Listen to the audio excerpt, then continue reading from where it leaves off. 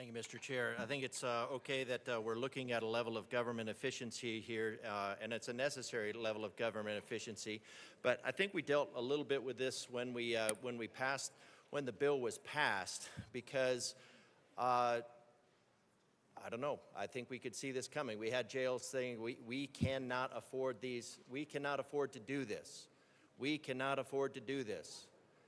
And instead of stepping back and saying, all right, let's listen to our counties, and instead of just outright imposing the good intentions with the unlimited pocketbook called taxpayers, we just went ahead and blew through it. When we should have stopped and listened and said, okay, these counties are not going to be able to afford this, so how do we make this happen without just imposing it? So now we have a bill that has an emergency clause on it, possibly rightfully so, but we have an emergency clause on a bill because this body didn't do its job. This is a bill mill.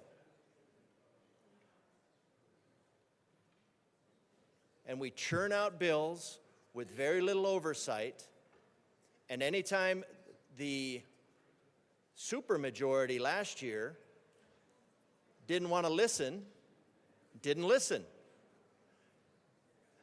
And I think this would be one of those times, a good example of one of those times when you should have listened. So now we have another bill as a cleanup because the bill mill didn't want to take time to do the due diligence to know exactly what was going to happen when the counties couldn't afford this. And it was just the assumption that we will just spend more money of the taxpayers again and again and again. And now we're $5.5 billion in the hole. So I think this emergency clause is a testament to the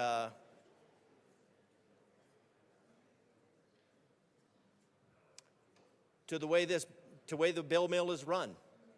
We're just churning out bills, one after the other, creating more problems instead of taking the time to solve them.